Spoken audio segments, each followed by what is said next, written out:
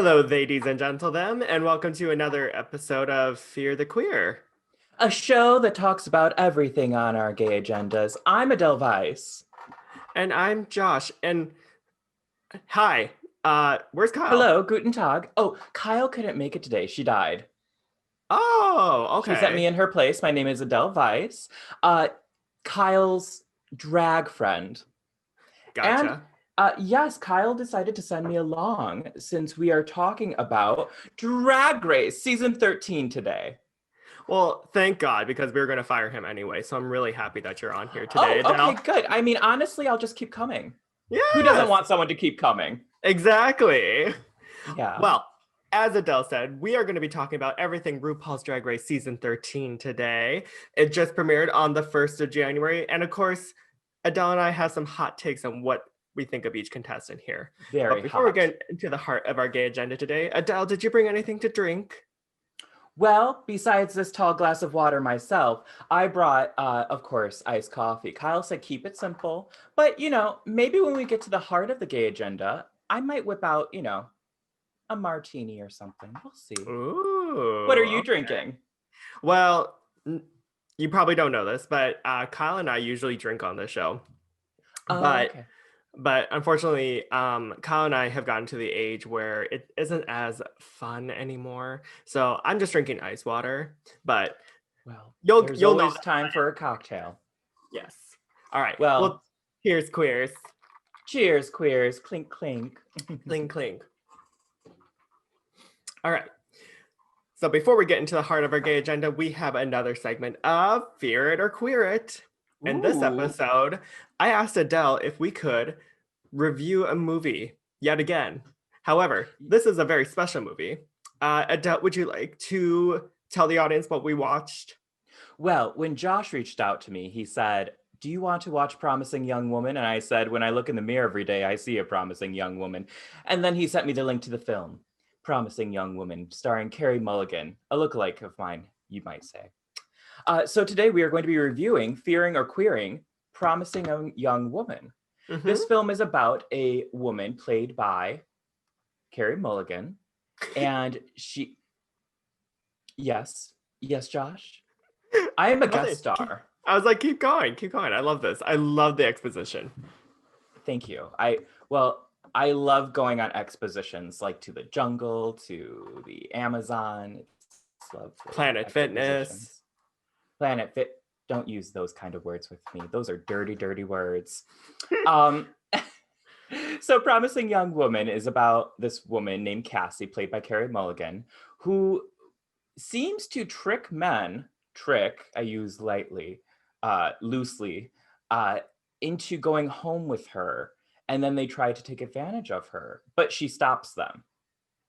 Yes. And it is definitely, if you are uncomfortable with this subject, which we are going to be discussing assault, maybe fast forward about like 20 minutes or so. Or if you haven't seen the film, fast forward also because, spoiler alert, we're going to be discussing it. Exactly. So, Josh, do you want to fill us in on anything else that happens in the plot? Yes, sure. So it was written and directed by Emerald Fennell? I think it's Fennell, actually. Sorry, Emerald, for fucking up your last name here. However, it was her debut. She used to be a showrunner for season 2 of Killing Eve. Oh, And then, okay. yes. And then we also have a plethora of like what I call like Tumblr boyfriends who star in this movie alongside Carey Mulligan. We have Bo Burnham as Dr. Ryan Cooper, who is a potential love interest of hers. We have Adam Brody make an appearance in the film. Chris Piazza, also known as McLovin. Max Greenfield from New Girl, and Chris Lowell. So it's also like a who's who of like everyone's boyfriend in like 2010. And everyone's mom. Yeah. They cast like literally all the other guest stars. You have Molly Shannon, you have Jennifer Coolidge, you have Connie Britton, and you have queer icon Laverne Cox. Yeah. So it's a great cast. Oh, it's I a really great liked cast. it. Yeah. Yes. So as this film progresses, Cassie, also known as Carey Mulligan, she runs into an old friend played by Alison Brie. And it kind of unwinds into this devious, like, revenge plot where you find out that the reason why Cassie confronts men after pretending to be drunk and they try to hook up with her or take advantage of her is because her friend in college was actually sexually assaulted, leading to her suicide. Like I said, if we're spoiling this for you, fast forward here because we're going to go great in depth of this here. And then it ends on a very bleak note where I don't want to spoil too much of it, but it does end with an untimely death of one of the characters. Adele, what did you think of the film? Overall, I really enjoyed the film. I thought that it had humor. It's very dark, a lot of dark humor. But I also felt like it was like it could be a really good um, healing device for people who maybe have gone through a certain or a similar situation with being assaulted. It definitely displays men in not a great light, which men are garbage. I was like, it's just a reflection upon society. It truly is. And I think that, I don't know about you, but the most alarming part of the movie for me was anytime a guy got in trouble or got called out, the other men in the film sought to protect him. Whether it was, again, spoiler alert, towards the end with the untimely death, the two guys are trying to cover it up together. Or it could be when someone goes missing, the cop and the gentleman talking kind of cover for each other and kind of make it seem like, oh, well, women are crazy. So I found that really interesting. I also found that when Carey Mulligan and Alison Brie finally meet up, and then later when Carey Mulligan and Connie Britton meet up, it's so that these women will take what happened to Carey Mulligan's friend seriously, that she does these tricks on them. And at first, when I was first watching it, I was frustrated because I didn't want the film to kind of say, well, people have to go through it in order for them to understand what it's like to be assaulted or have someone close to them be assaulted. Right. But very quickly though, I came to realize like they're doing like societal commentary, because that's how often people just won't take people's word for it when they have been assaulted. And it's very much like I say it's the Republican ideal of, oh, well, until it happens to me, it doesn't matter, or it's not real, or, so I found that really interesting in the film. How about you? No, totally. Especially considering the fact that Connie Britton and Alison Brie's character they have some internalized misogyny, where that Carey Mulligan just kind of like rips out of them, where they are just like, well, I mean, it was a different time back then, like when she was assaulted, and if she wasn't like such a slut, maybe this wouldn't have happened to her. Things like that. That if she hadn't gotten drunk, that we have all heard against, blaming the victim here. And then Carey Mulligan just flips on their head and puts them in situations that causes them to realize, hey, like this could happen to you. Like we need to actually hold these men accountable for what they've done. Going back to the casting, I thought it was really interesting how you have like these beloved male actors like playing all these sleazy men in the film. Like I said, it's like McLovin, Bo Burnham, Max Greenfield, like literally all these guys like on their other shows that they're really famous for, or like their comedy specials and things like that. It's just like, oh, they're so wholesome, they're so loving, oh, they're great guys. But that just proves that this could be any guy out there. And I love that. I definitely think that was done purposefully. That casting was really well done. Because even in more so in the beginning than towards the end, Carey Mulligan, every time she is with one of the men who are trying to take advantage of her, they're like, oh, well, I'm a nice guy. I'm a nice guy. And I think that really goes to show that it can, like you said, can be anyone. That all these people who are like, well, that man would never, you know, do such a thing. He's a nice guy, or oh, he has such a promising future. Or you know, it's like our society, and I've said it before, or I haven't said it before, but Kyle told me that he said it before on this podcast, that our society hates women. Our society hates anything feminine. So, or perceived femininity. So anytime a female presenting or a femme presenting person makes an argument against someone, it's taken less seriously because they are female or femme presenting. Whereas like if a guy says like, oh, that girl took advantage of me, she's automatically deemed like a slut, or he's congratulated for being, you know, like, oh, you're such a pimp, or oh, you're such a player. Right. When, you know, we obviously know that's not the case. And I Right. think that film definitely displayed, I mean, I even was shocked. One of the characters that I was like, well, at least you get one good guy.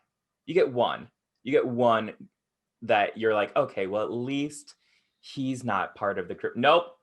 Still garbage. Yeah.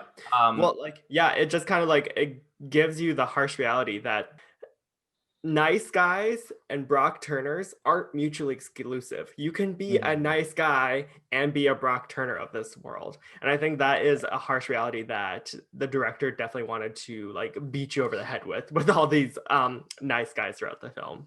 Oh yeah. Should we talk about the ending, the controversial ending? I think we should. So if you've listened up to this point and you haven't listened to us say skip forward if you don't want spoilers, then we are giving you literally a 5-second countdown, and then Josh will tell you the ending. Right. 5, 4, 3, 2, 1. We are a part of a rhythm nation. Oh, sorry, I got distracted. So Josh, go ahead and, you know, spoil the ending. Yeah, in case people are still here.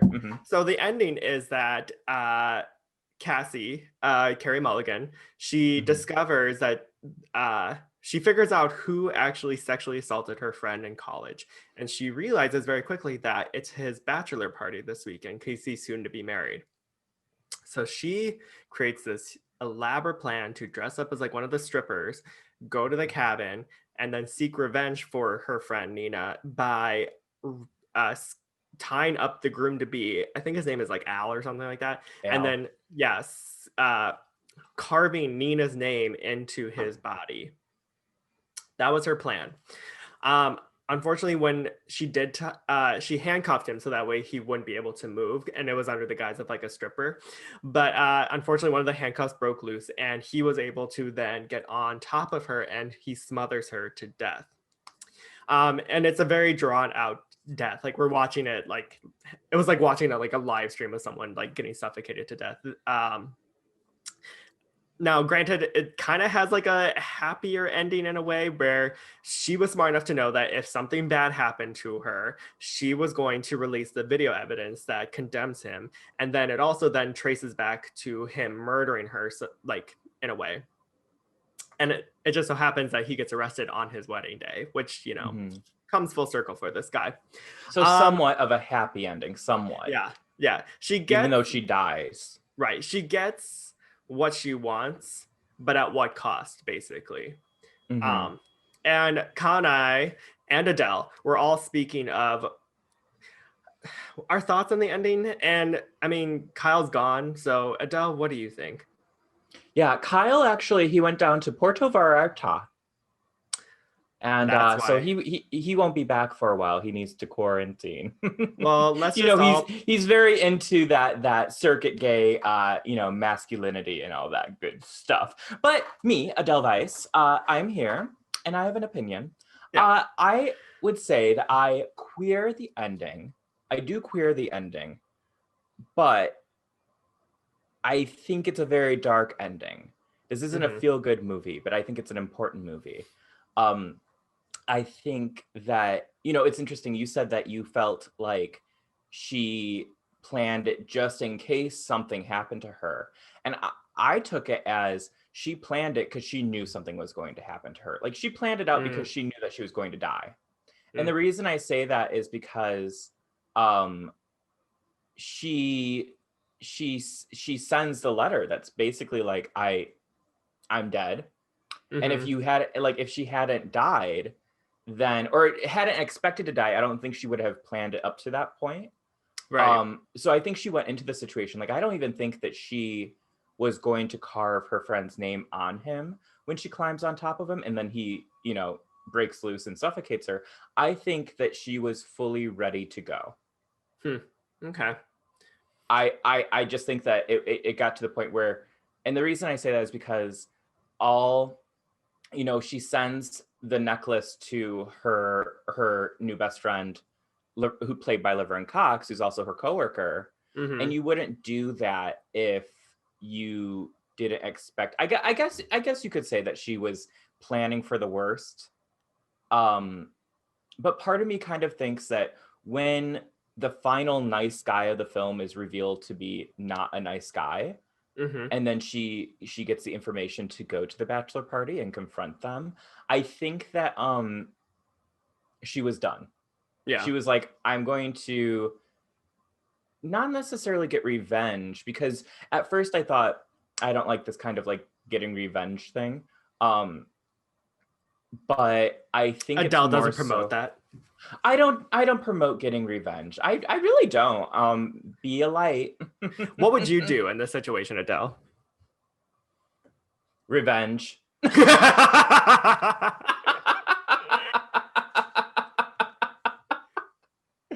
Revenge. Yeah, no, I honestly, I say I don't promote revenge, but if my best friend had been trigger warning, raped at a party, and I knew who did it, and then they subsequently committed suicide because of what happened to them, I can't say that I would keep my cool, especially when you have the law enforcement, the lawyers, the school, literally everyone involved disregarding what happened. And sadly, this does happen every single day. And I think that people who see this movie, maybe they are like, well, that's too far-fetched. I don't know. I really don't know how far-fetched it is, because I think that and it's important to note that it does take place, or the assault takes place on a college campus, like, what was it, like 10 years prior or 8 years prior, something like that. Which a lot of assault cases happen to people. And and they were way more dismissed back then than they would be now. Oh, right. Well, even now you have, yeah, even now, soon to be out of office Secretary of Education Betsy DeVos, who overturned an Obama era law that would help protect victims of assault, and she made it so that it would protect those being accused of assault. Sounds about right. Yeah. And so thankfully she's almost gone. There's also a great film out there. I don't know if I've ever or if Kyle's ever talked about this. It's called The Hunting Ground. And it's a documentary, and it's about college campus rape and assaults, and how the lack of college assistants, those working at the college, actually help those who are assaulted. And they kind of take it into their own hands, not in the way that Carey Mulligan did, where she's, tricking the men or potentially harming them. But they basically form this, in The Hunting Ground, they basically form a network of survivors and victims that have been, that have experienced things like that on their college campuses. And they go up against the colleges and kind of expose the colleges for what they, or I guess what they're not doing, which is holding those who are raping and assaulting accountable. So it's like a companion piece that people could watch side by side. Definitely. I think that you can watch, I would say watch Promising Young Woman first, and then watch The Hunting Ground. Just because The Hunting Ground is heavy, but it's interesting. There's still like a light at the end of the tunnel. It used to be on, I think it was Amazon Prime, you could watch it. I would say rent it if you're able to rent it. Definitely rent it. When when Kyle worked at a movie theater, they had, this came out in like 2013. 2013. I think the director. You were only like 6 then. I know, that's why I didn't see it till yesterday. Mm. Yes, I'm very young, but I'm mature for my age. Mm-hmm. Um, but the director of The Hunting Ground and one of the women who started the movement actually came to the theater, and it was like really cool to hear them talk. Very interesting. I think that Promising Young Woman is a film that puts the power back into the hands of those affected by assault. Mm-hmm. Even though it's dark, even though it's kind of twisted, I think I and honestly, like I think it's I've never experienced that. So I think it would be interesting maybe to if you can find written pieces or written critiques um to people who are survivors and what Mm-hmm. they if they've seen the film, what they thought of the film. So we're just giving it based on our own So would feelings. you theater queer it at this point? I I queer it. I queer it overall, Okay. but I do you know what I fear? I fear people watching it, the masses watching it without an open mind or an open heart Mm-hmm. and twisting points being like, see, women are conniving, they're just trying to like trap guys, instead of Yeah. going, wow, there's a lot of men who go over to that drunk woman and try to take her home and try to assault her. Mm-hmm. You know, they it's always it's continuing, they just flip it back on the woman. Right.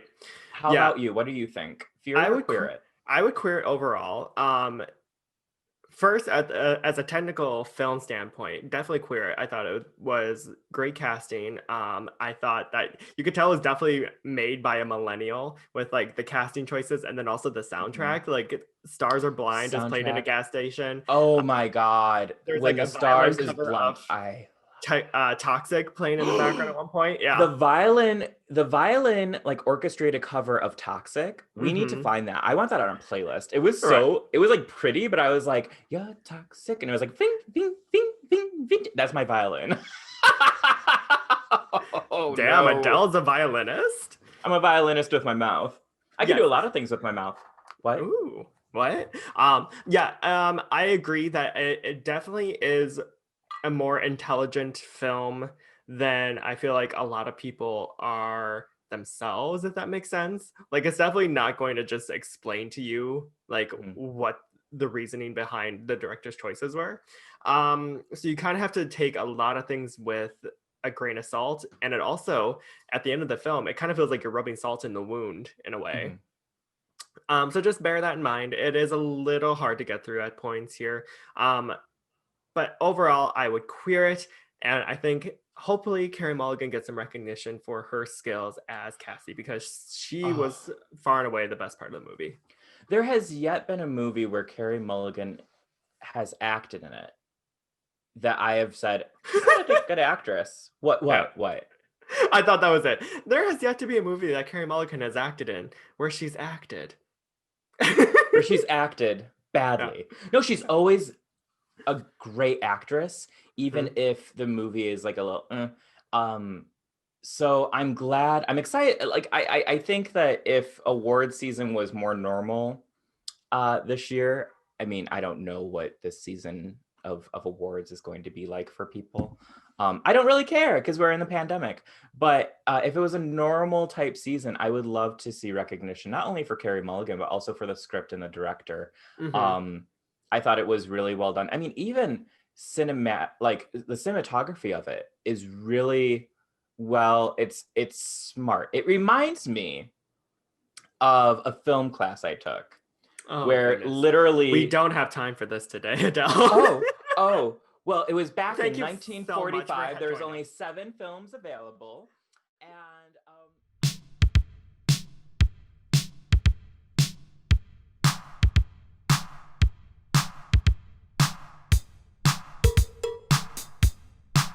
And now to get to the heart of our gay agenda, uh, season 13 of RuPaul's Drag Race. It's on, woo bitches. did it.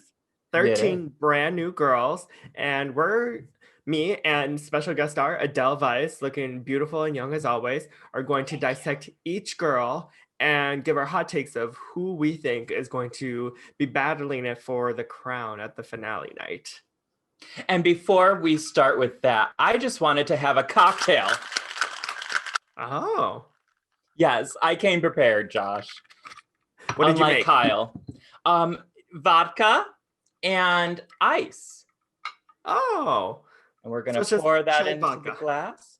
Oh, yeah, just chilled vodka and ooh. Waste not, want not. That's my motto. All right, well here's another cheers, queers. Trust me, I haven't had a cocktail yet, but it seems like I have. Cheers again. Cheers. No olive, no like vermouth or anything? Well, you can vermouth out the way. I don't like vermouth. And olive, I'll live to fight another day with vodka. Is that a good commercial? Did you like that commercial? I did. Thank you. I wish I had a lemon, but scurvy. Yes. Fair. All right. Anyway, so Adele, since you are usually never on the podcast here, I will let you lead the discussion today. Let's just go through each girl and tell me what you think of them. Well, let me just say, I am excited for this casting. I think it's a great group of contestants. I think that we're going to see some good competition. And reminder for everyone listening or watching, they filmed this during the pandemic. So I have nothing but props to them. They clearly came to work. Some of them may have not been doing drag for months. So good for them. I'm just going to run through the list based on episode 1 of who walked into the workroom first. Again, there may be some spoilers, but we're mostly just talking about our first impressions of these queens and see, what we think of these drag performers. So first into the workroom of season 13 is Candy Muse. Now, Candy Muse is the Dominican doll of Brooklyn from the former House of Aja, now the Dollhouse, and came in a beautiful kind of denim de-stressed, deconstructed little cocktail dress number with a denim boombox. And my first impression of her is confident. We love some confidence in here. Right? And it's like it's an Adele Vice type of confidence where it's just like, it's not too delusional. Yeah. Oh, no, I think that Candy, what's great about Candy is I've been following her kind of journey since season 9 when I first was introduced to her because of Aja. And I think she's always been confident and she's always been pretty polished. But I think that her time has come to show on a national stage like Drag Race. So I'm excited for her. I think she's very funny. I know that the fans want to see her. What do you think?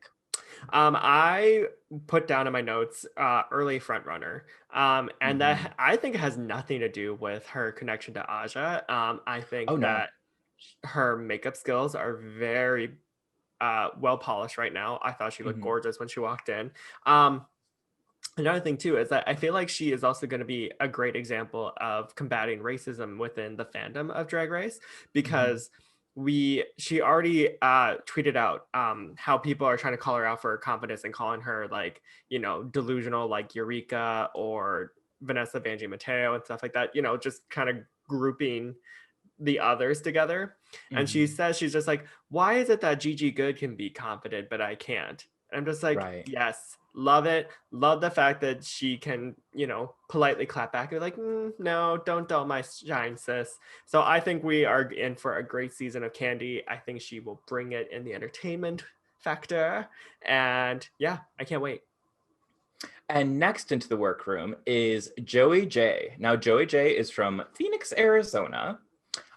Is a some sort of engineer, science person, tech person. Oh, really? I was doing some research and it's a tech person, right? Joey J's tech? Maybe. I don't know. In the Meet the Queens, Joey said that they don't like wearing wigs. And I said, okay. You know, drag comes in all shapes and forms and colors, sizes, whatever. Joey seems either dumb or playing dumb. Yeah. I can't tell. Seems very sweet, very like pretty, you know, beautiful gowns, beautiful makeup, Beautiful gowns. beautiful gowns, beautiful makeup. Um, cute out of drag. Cute out of drag. Yeah. I just put down like Oh, that just sounds promising. yeah.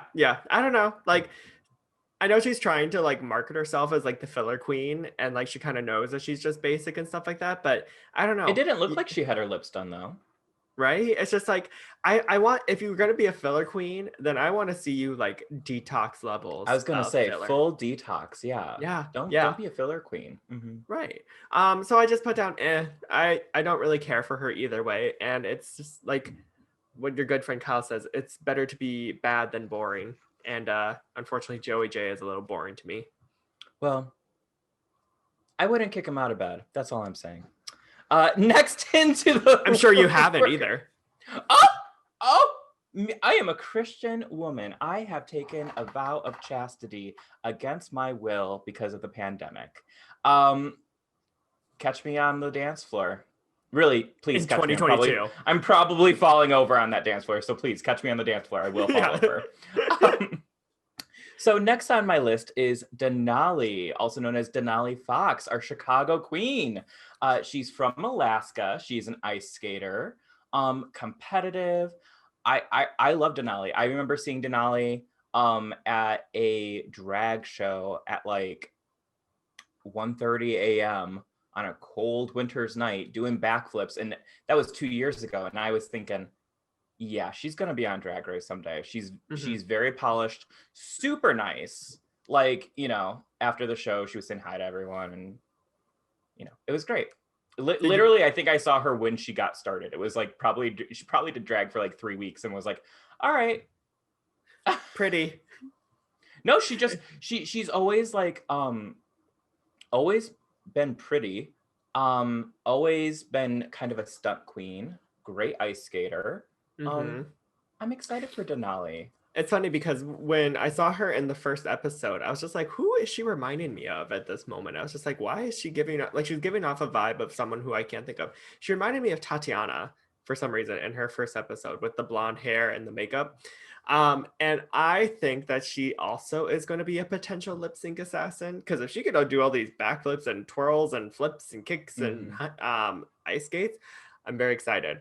I'm just wondering how she's going to do in the specific challenges of RuPaul, like the acting challenges. I haven't seen enough of her yet to really get an idea, but as a performer, hey, let her be like in the bottom 10 weeks in a row. I'd be happy with all those lip syncs. I don't even think she will be. I think that sorry, my hair is coming out. I'm shedding.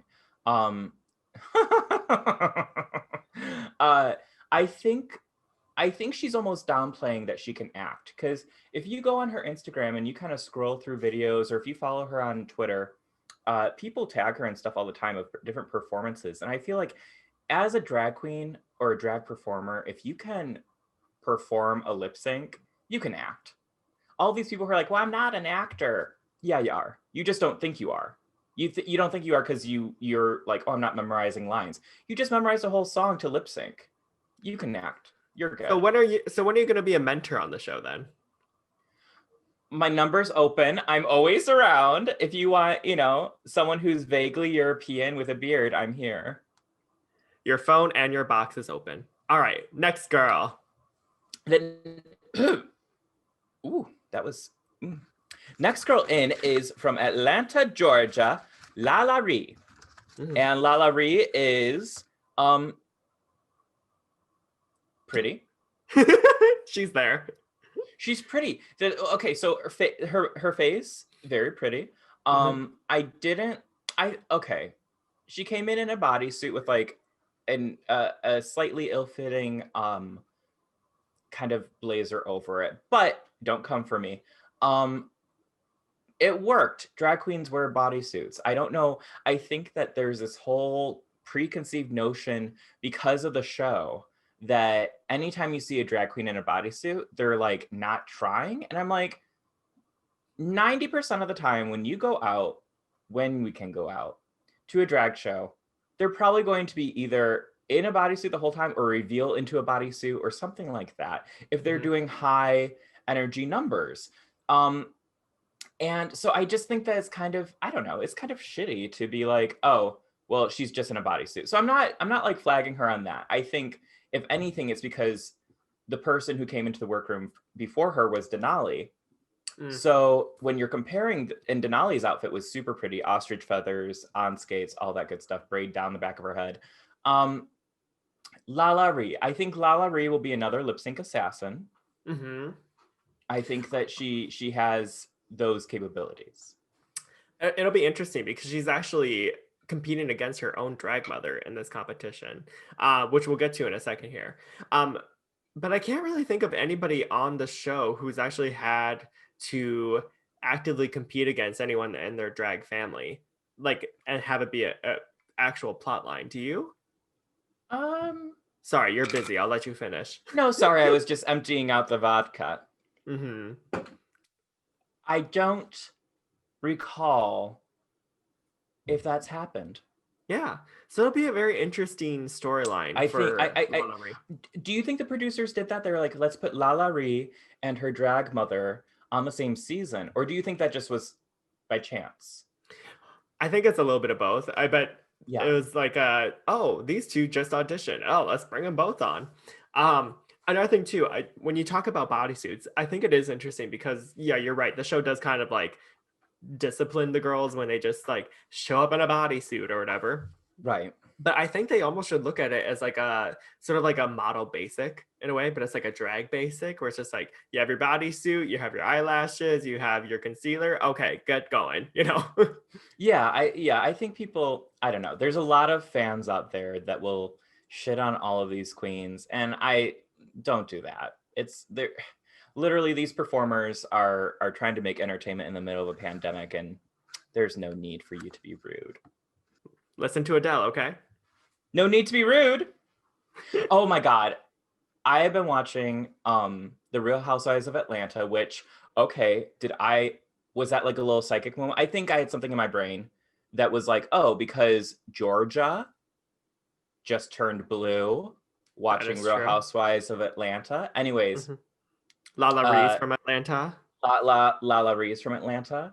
And one of the Housewives taglines was something to the effect of like, don't start drama, won't be drama. And I was like, oh, that's me. Because I'm like, I don't want any drama personally. Okay. So next drag contestant is Simone. Now, Simone is originally from Arkansas. Now lives in LA, is part of the House of Avalon with Gigi Good from season 12. Simone is giving us, as in her words, ebony enchantress. And I gotta say, I agree. She's beautiful. The skin is just smooth and glowy. And I think she's going to be kind of like a fashion girl. She seems really, really, what's the word I'm looking for? Something I'm not. Oh, polished. She seems very polished. What do you think? I loved her. I thought she was my favorite when she first walked in. You know, it was interesting when you just brought up how, you know, if you can memorize a lip sync, you can act. Like, and when I think about it, I think of Simone's lip sync when they did The Pleasure Principle by Janet Jackson. Simone kind of went into like, she had a little comedic flair here and there with her reactions and like her little inflections here and there. And it makes me just realize, I'm just like, okay, so she is confident enough to know that she can be funny, which means that she probably will do well in like the snatch game, hopefully. So I'm really excited for her. I would say the only critique that I had of Simone is that I felt like her makeup didn't really translate that well on stage under those bright lights. And I don't know if it's just her not experiencing that very much, like where she has to like do against harsh lighting, or if she just chose the wrong color. I don't know. But hopefully I can see her makeup skills improve as the competition goes on. And then she's just is basically top dog. That's my opinion. Yeah, Yeah, I think that she is going to be one to look at. I'm excited for Simone. To look at. Touch Look the at fashion. she if you go to her Instagram, she has she's one of the few, or not one of the few, but I think she's in like the top 3 of like most gained followers. Mm. So far, yeah, she's doing well on Instagram. Pay the girls. So pay the girls. Next up is, I don't know how she became one of my faves, but she kind of has. Her internet presence makes me so happy. She is a legend. She's an icon. It's Tamisha Iman. Now, Yay. Tamisha Iman, we were just talking about Lala Ree. Tamisha Iman is Lala Lee's Lala Lele. Lala Ree's, that's the vodka talking. Uh-huh. She's Lala Ree's drag mother hailing from Atlanta, Georgia. And we find out that she was supposed to be on season 12, but got a colon cancer diagnosis and had to start doing therapy for it. Mm-hmm. And so she couldn't compete. And then she came back and now she's here. She even says in the first episode that she at one point wasn't even able to walk. Mm-hmm. Yeah. She's classy. She's been doing drag for 30 years. I was gonna say, um, it's interesting because her positive energy like radiated through the screen and you could feel it in the room when you were watching her. I feel like she just has that like calming positive glow about her. She has like mom energy. Yeah, similar to Adele, mom Oh, energy. mom energy. One day. Maybe adoptive mother. I'm not having children of my own. Not pregnant, just eating good. Exactly. No, I'm very excited for her. And we all love a good sob story. Let's be real here. Oh, And I love it. But I don't think she's using hers as a way to like push herself forward, as it being like, oh, like this is what terribly happened to me. She's just like, I'm here. I'm finally get to do it. Yay. Mm-hmm. So I'm excited. I'm excited too. And if you're listening, go and check out Tamisha's merch, because she has her own high top sneakers with her face on it. And when I tell you I wish I had $70 lying around, I love it. I love it because it's merch that I would want for myself. Right. Like with my face on stuff. Like obviously everyone has like the t-shirt and like fans now and stuff like that. I love like sneakers. Right. It reminds me of that scene in Hercules where like the little creatures that Hades has. Yeah. They're wearing like the Hercules sandals. Right. It's just like, I love that kind of, when merchandising is like, we're going to put your face on literally everything. Yeah. It's like, there's like a camp factor to that. And I don't know if she's meaning to be campy, but I love it. Like, I'm obsessed with her. Well, I was gonna say, and it kind of proves that you just put your face on something and it could sell, because a lot of people are talking about her shoes. Oh my For God, those of you who iconic. don't know, it's a high top sneaker, and it has like pastel colors of like pink and blue and yellow all over it, Kind and of then like it just from has their promo. Yeah, and it just has Tamisha's face, just like right in the middle, just like. It also makes me laugh because it reminds me of like little kids with like their JoJo Siwa shoes, or like the Descendants from Disney shoes, and I'm just picturing like little kids wearing the Tamisha shoes. Tamisha shoes, and I just love it. Just like, I love that so much. The idea of like, oh, you have this, you have a drag queen on your shoes and you're in second grade. Work. Right. Like, Work, I love bitch. that. I love it so much. So it's the I'm same excited energy for her. It's the same energy as like, do you remember oh, you weren't there. Sorry. Kyle and I were at a Halloween parade like 4 years ago, and there's this little kid watching from the audience, and she looks up and sees Gay Woody from Toy Story, and they high five each other, and they both do like a woo high five. It's just like, that's the same type energy we want. Yeah, with little kids in Tamisha's shoes. Yeah. Walk a mile in my Tamisha shoes. Right.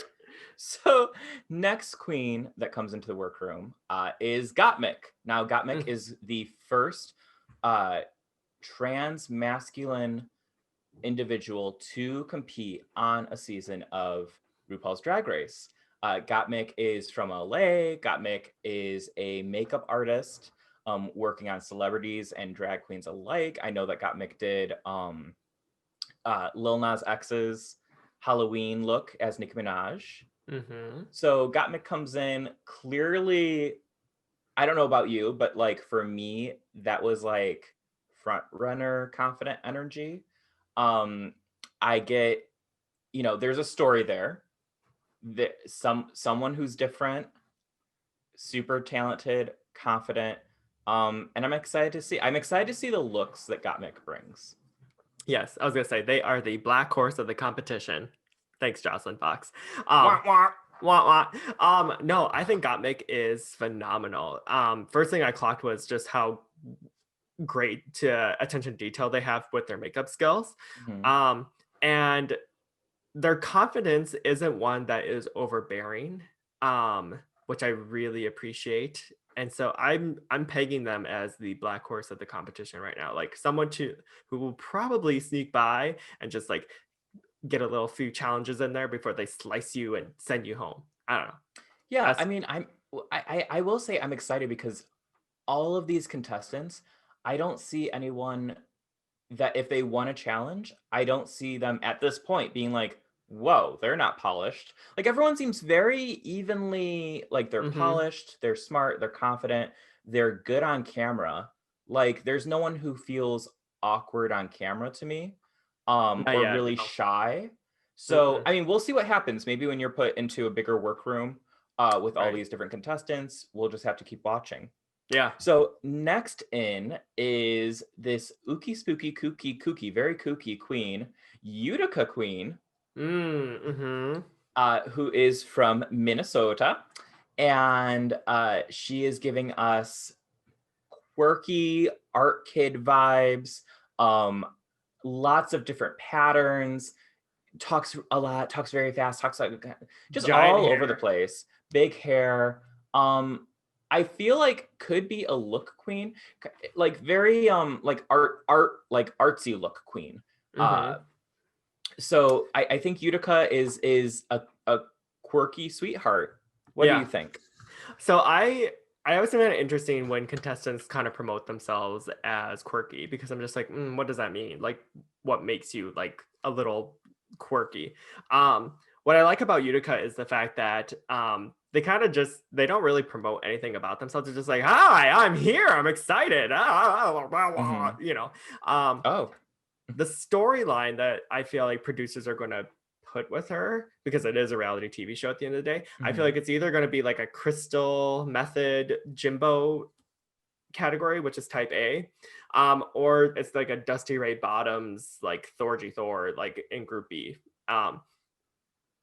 Unfortunately, I feel like producers like to just like stuff these types of queens into little boxes and just like this is just who you are and just be funny for a second before we send you home or whatever.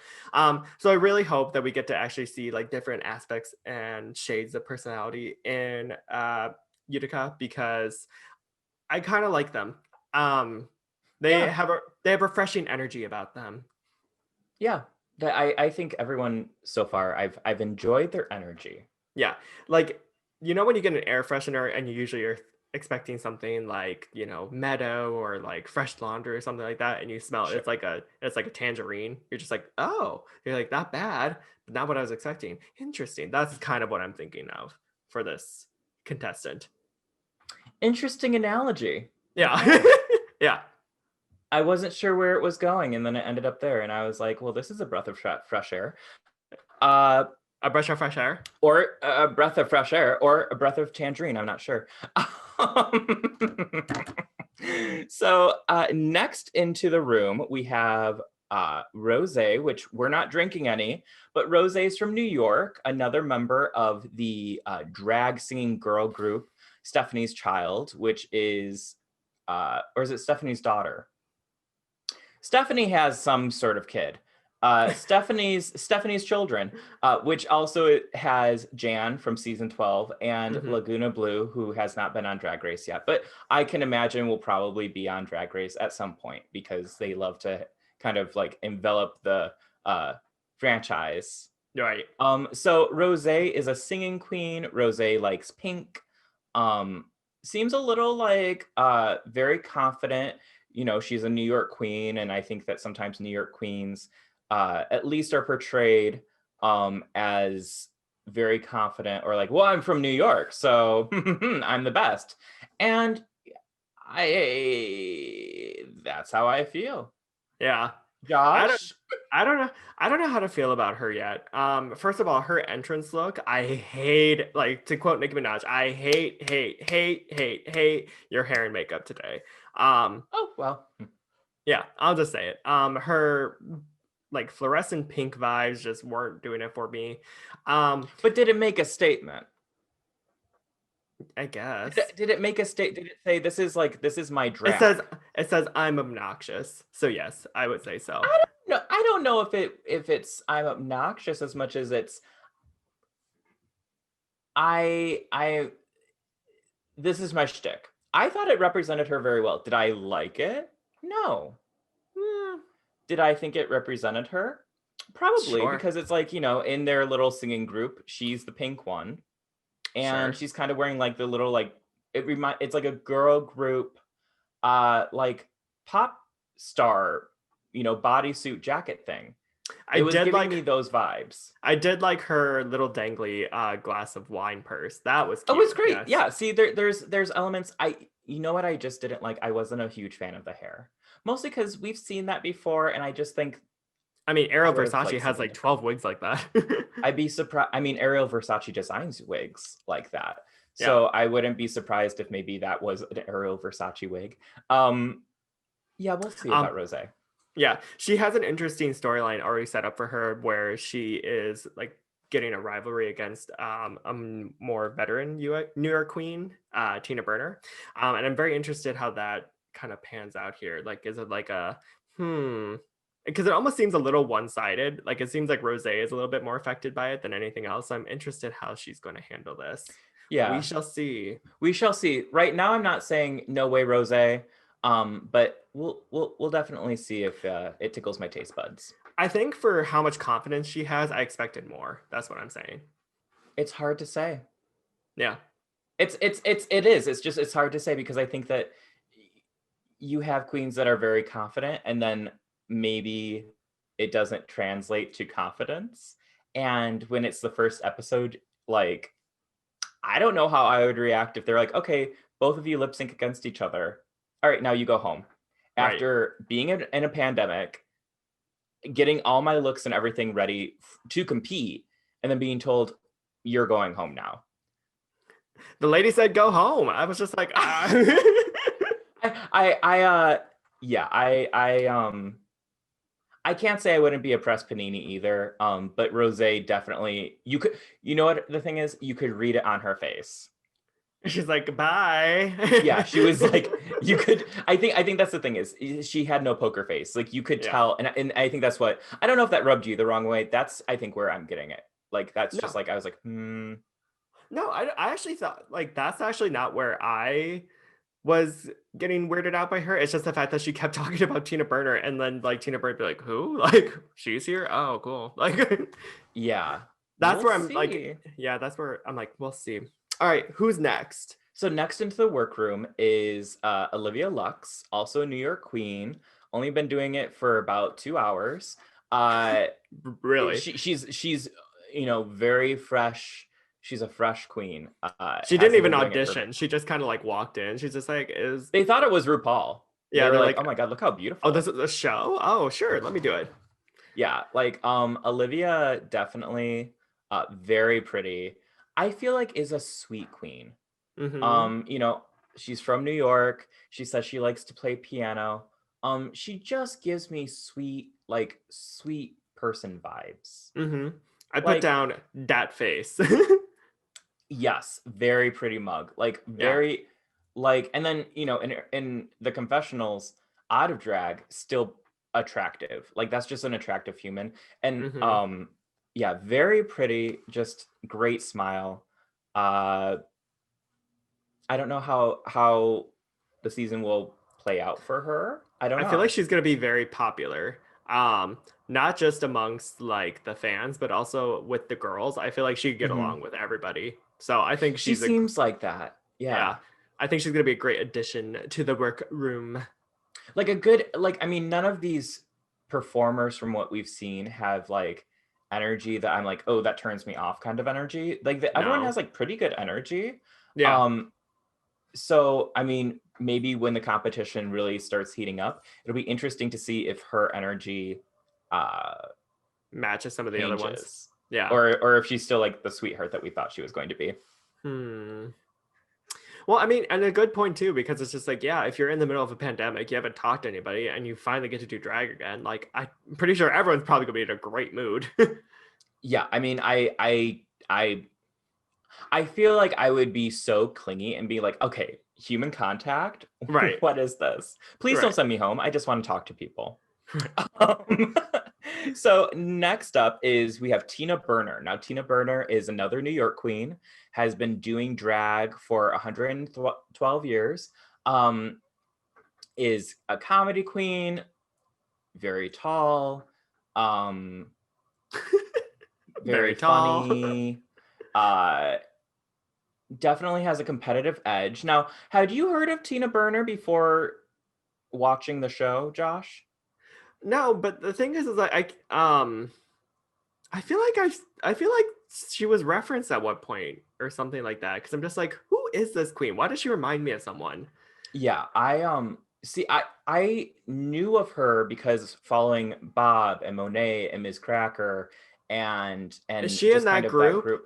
It's kind of that New York group where they're like they all kind of like tease each other, or like Marty Gold Cummings, who has not been on Drag Race, but like if you I don't know, I follow a lot of drag.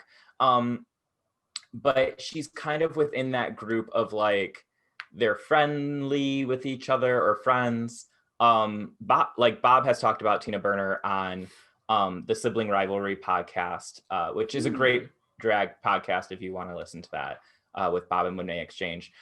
So yeah, it's kind of within that realm of like these comedy New York people that have worked together. And I think that maybe they just thought, oh, Tina's never going to get on, like because she's been auditioning every single year, and Right. maybe this year was just the right year. I've heard that producers and RuPaul kind of they'll keep different queens in mind where they'll be like, oh, this this is not going to work, because they want certain people to do well. Like if they see Hmm. your tape and they're like, you are going to be outshined by these performers, we think eventually, and maybe this is just a better mix for Tina.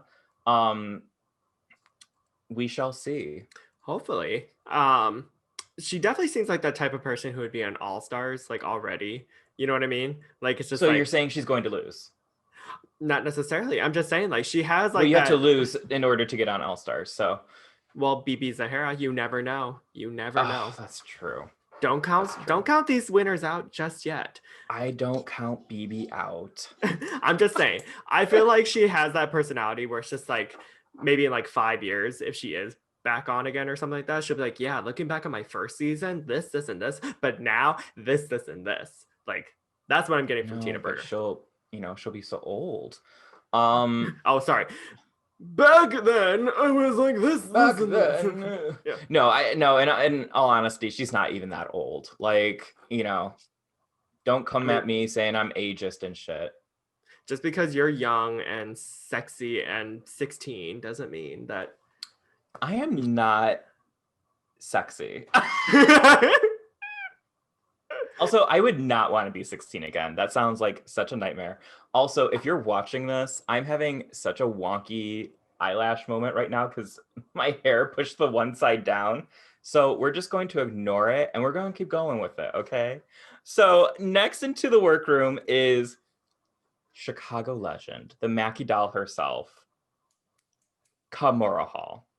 Yes. I love Kamora Hall. Beautiful from the House of Hall. Her drag sisters include Jada Essence Hall, Dita Ritz, their legendary rest in peace drag mother Taj Mahal was their drag mother, and she brings a level of like grace and quiet confidence, and she's still kind of shady, but it's that kind of shade where like It's people fun. say it's fun. It's not in like mean spirit. And she's one of the first queens that I saw here in Chicago when I first moved here back in the day. So like she's been doing it a while. I was like a long time then. Oh yeah, I mean like I saw her, this was the lineup, was Kim Chi, Shea Coulee, Kamora Hall, who else was in there? It was just like a lot of like now famous Chicago or people from Chicago.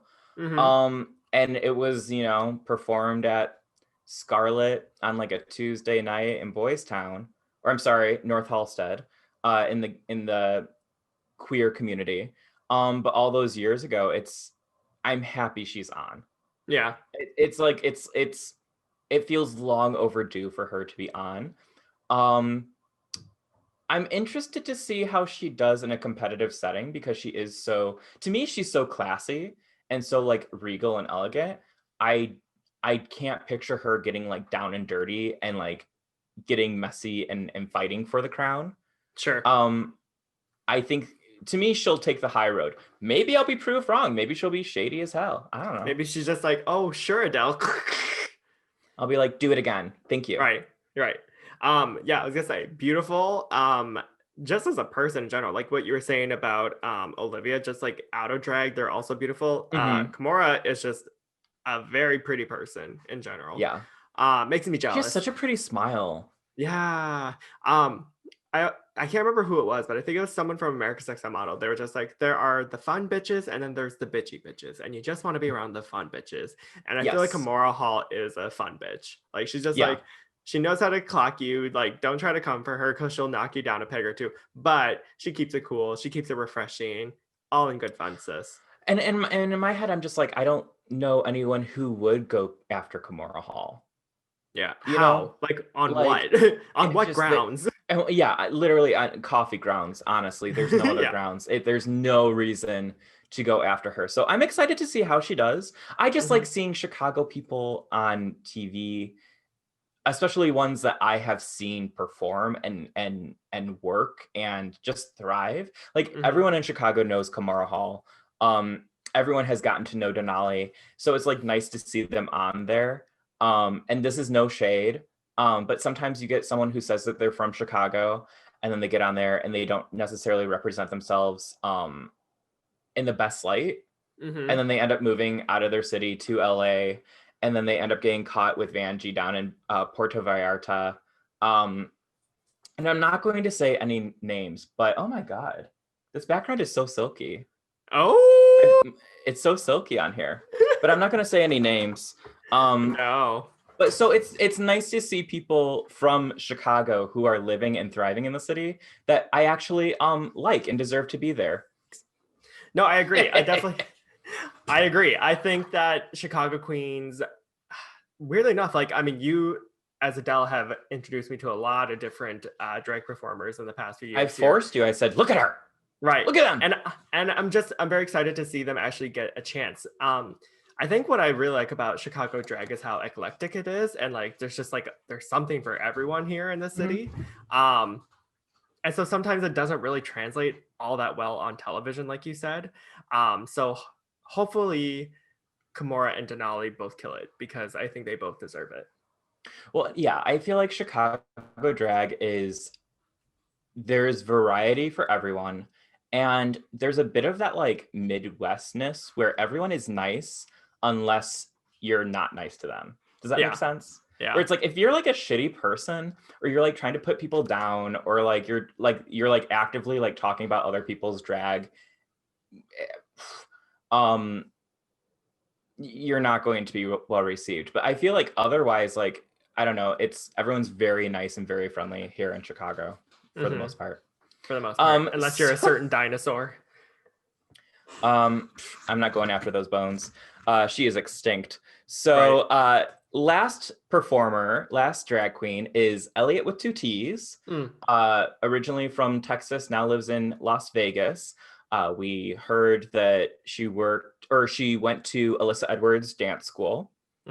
She's a dancer. She's giving me kind of like 80s mom vibes, even though she's younger than me. And I don't hate it. I'm okay with that. No, I What are wrote you gonna down, say? she reminds me of Martha Plimpton. How do I? What is that She's the name? mom from Raising Helen. Or not Raising Helen. Um, Meet the O'Neills. Oh, from the Goonies. Yeah, from the Goonies, But basically. like as a mom now. Right, Yes. yeah. Yes. Okay. Yeah. I was like, okay, I know that name.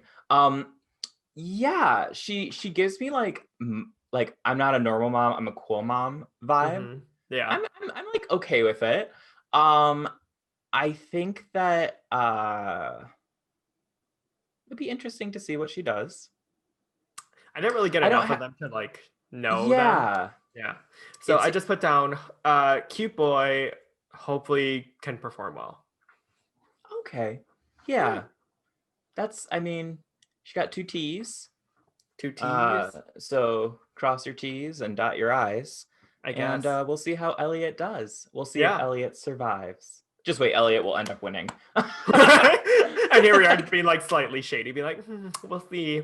We'll see. No, I Yeah. mean, and well, I'll say this. Okay, we're gonna get into who we think will be in the top four in just a second here, but let me just say this.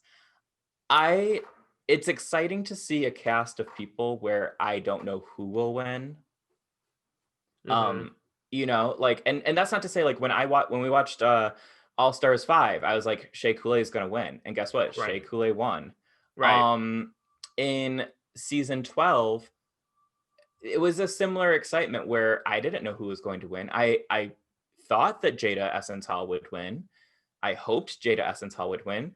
But at the same time, Crystal Method is very lovable, and Gigi Good, her track record checks out, and her looks were really spectacular. So Mm-hmm. like I could have seen any of them winning. Right. At this point in the competition, which is pretty early on, uh Josh and I are going to talk about who we see in the top four, just based on our early feelings towards them. So, Yeah. Josh, who stands out to you in this? Who do you think Sorry, you are? sorry, I'm an owl. Who? Yeah. So I put down, do you want me just to name off all four and explain why? Go ahead. Yeah, go Okay. ahead. So I have Simone, Candy Muse, Candy Candy Ho, Ho, Candy Ho, sorry, Candy Muse, season 7. Tina Berner, and Gottmik. And the reason why for each of them is Simone, I mean, she kind of just stood out for me like already really early with how gorgeous she is. I loved the Polaroid dress of herself. I thought that was very creative. And like I said, if she can pull off being funny as well, I think she's a really well-rounded character. Candy just has the confidence where I feel like you can't really face her in a competition. She's just gonna go at it and be like, well, even if I, didn't do my best, that's fine. We'll just move on to next week or whatever. And plus, she's hilarious. So I would want to see her in the finale. Tina, kind of similar situation. I just feel like she's a New York queen who's a little bit seasoned all over. She's marinated in drag for a while. Time to put her And on the Barbie. exactly. And then Gottmik just because, wow, those makeup skills are really great. Right. And yeah, that being said, if any of these people, except for maybe Joey J, if they all somehow, if one of them ended up in the top four, I'd be like, okay, Did sure. you say except for Joey J? I I would be the most surprised by Joey J if they made it to the top four. Oh my God, Josh. I'm just saying. I mean, I don't necessarily disagree with you. But I'll speak for you. Okay, do it. Okay. Okay. Okay. All right. So I'm not gonna lie. That's pretty much my top four. Pretty much. Pretty much. Pretty much? Okay. Pretty much. I said Candy Muse also, Mm-hmm. just because Candy Muse. I think as I think Candy will end up being a little bit of like a narrator of the season. Mm-hmm. She gives funny confessionals. She has that confidence. The fans want to see her there. So I can't imagine the producers putting her in a predicament that would make her do exceptionally poorly. Right. So I think Candy will end up doing really well. I see top spots for Candy. Gottmik, again, I think we as an audience, we want to see people who are different and people who are thriving in their difference. So I would love to see Gottmik there in top 4. And again, the makeup skills are really good. And Gottmik's like in their early 20s. So like, What? go off. Yeah. Oh my God. Gottmik's only like 23 or 24. Oh, ouch. I know. But good for them. Yeah. And to be able to represent a community that we have not seen on Drag Race, a trans masculine individual get to do that and be good. Like Gottmik isn't there just because Gottmik, that's their identity. Gottmik is actually Right. talented. They're not a novelty. Right. And I think that's what's important is like, as fans, we don't need to see novelty. We need to see actual talent. So I see Gottmik definitely in top 4. I see Simone in the top 4 also. I think Simone, based on the show, but also based on the reaction the fans have to Simone outside of the show. Like I said earlier, she's gained a lot of followers on Instagram. She's good friends with Gigi Good. The looks are spectacular. We do like a fashion queen, and if you can put fashion and funny together, perfect. Like like okay, we got that. Yeah. And now here's the difference. And maybe it's me being biased. I would love both Kamora and Denali to be in the top 4. I would. Sure. I worry that maybe Kamora might have difficulties just in the challenges. Sure. I hope she proves me wrong, though. I could see Denali being in the top 4. I wasn't sure at first. I thought maybe Denali, and this isn't my personal feelings, it's more so how the producers of this reality TV show like to work. And I was like, I don't know if they'll let Denali progress that far. But watching Denali compete, I feel like there's such a fire inside of her that, and a precision that I think she has a lot of potential to be up there. I don't know if she'll win, but like it'd be cool to have like another Chicago person win after Shea Coulee. Like that would be really cool. I also have I wrote down 2 honorable mentions of people who I think it's the other like 8 or 9. No, it's actually Joey J. I'm kidding. The 2, okay, so these are the people that I think will be in the top, like I think they'll come in 5th place. Sure. But I also could see it being interchangeable with maybe being like in the Denali spot, maybe in a top 4. I don't know, but I see them doing well. And one was Tina Berner, and the other was Tamisha Iman. I think that they both, because they're both seasoned performers and queens, I could see them doing pretty well. I could see the storyline of Tina being so close to the end and then having it taken away, kind of thing. And then she comes back on All Stars. And then she'll come back on All Stars. So yeah, that was kind of interesting when you're like, I see her being on All Stars. And I was like, being like, oh, you're being shady, but like low key. I could see that maybe being a story arc for her. I mean, hey, any of these performers being on the show, if you got on the show, you've made congratulations to you. Yeah, you're already going to have a career. People are excited for you. And yeah, and like Tamisha Iman, I just want to see her do well. Like her energy, I just want to see her do well. Like she's a legend.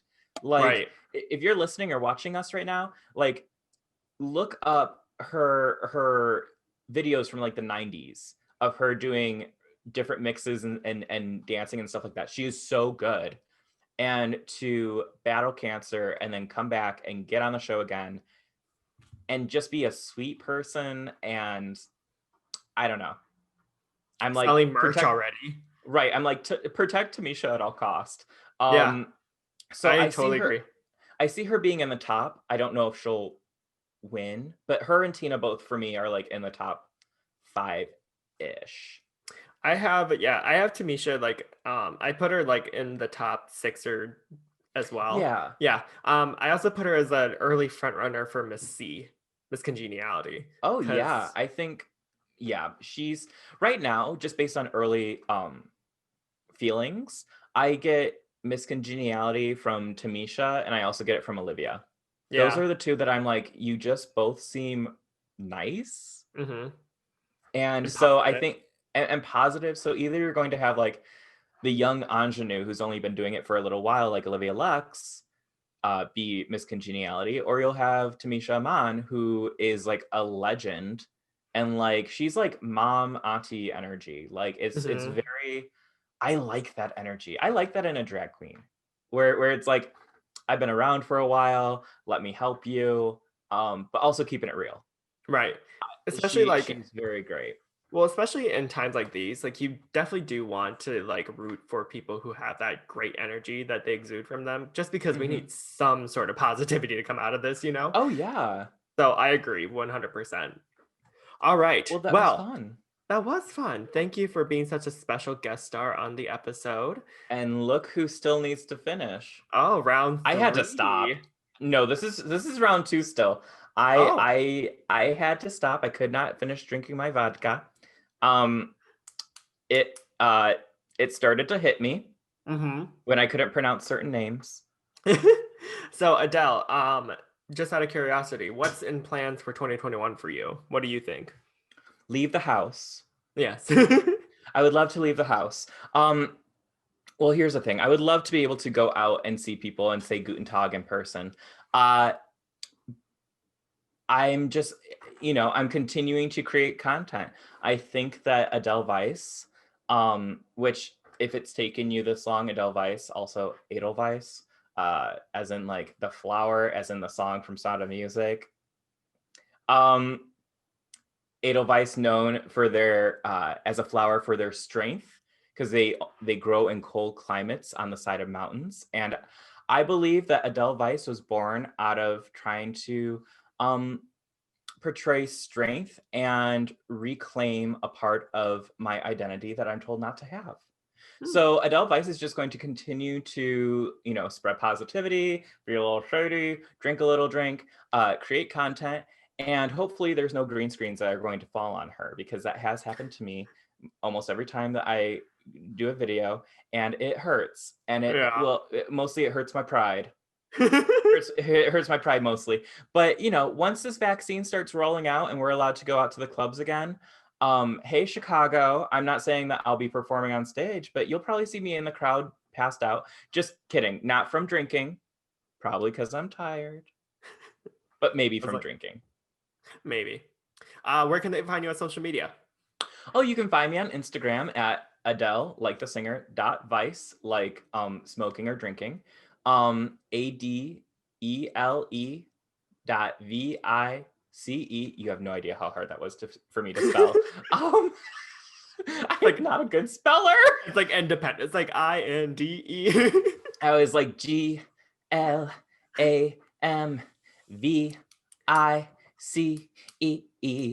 Yeah, so you can follow me on Instagram. I'm pretty social on there. I'm also on Twitter, but it's also Kyle and I share Twitter.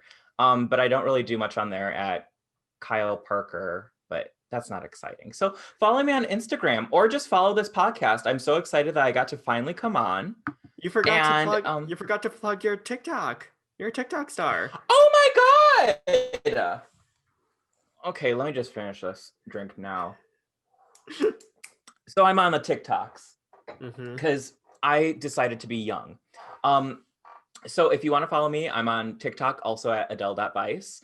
And I post mostly like makeup transformations and dumb fun things there.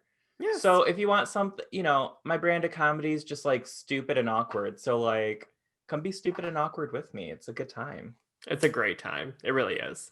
Well, thank you again for joining us as a guest. I'm sure we will have you on plenty of times in the future. Anytime you want me to come talk about drag or not spelling, I would love to come on. Yeah. I mean, maybe we can have an interview with you, me, and Kyle someday, but we'll see.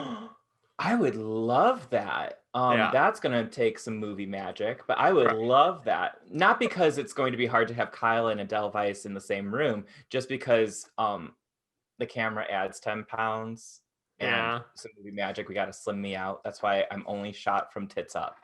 exactly. For those of you who are watching or listening, you can always subscribe to us on our YouTube channel. Just type in Fear the Queer Podcast. You can also search for us on Spotify, Apple Podcasts, and SoundCloud. You can also follow us on Facebook and Instagram. Our handle is Fear the Queer Podcast. Just as always, remember, please do not email us because we do not check that. And hopefully one day, maybe we can get Kyle back in here to, flush out the inbox. Who knows? Well, we'll see. Kyle, loves to flush things out. What? Can I just say, Josh? Yeah. I feel like with your little fedora and my little hat, you are giving me like Josh, Bonnie, and Clyde. Just kidding. Josh, Bonnie, and Adele Vice. Like I'm getting the Bonnie and Clyde vibes, and I'm ready to rob a bank with you. Or maybe a pizzeria. I don't need money, just give me pizza. So are we both gonna get like shot 900 times like after this is what you're saying? The only shot that I want is the vaccine. So that's fine if we get shot with a vaccine. Mm-hmm. Yeah, 900 times for the COVID vaccine. If we can go out to the bars again, sure, I'm down for it. Let's do it. Yes. All right. And as always, I'm Josh. And I'm Adele Vice. And we're Fear the Queer. Fear the Queer. Bye. Bye. Auf Wiedersehen. Guten Tag. That's hello. Is that goodbye? Oh. No. Auf Wiedersehen is goodbye. See, I didn't take German in high school, so I wouldn't know.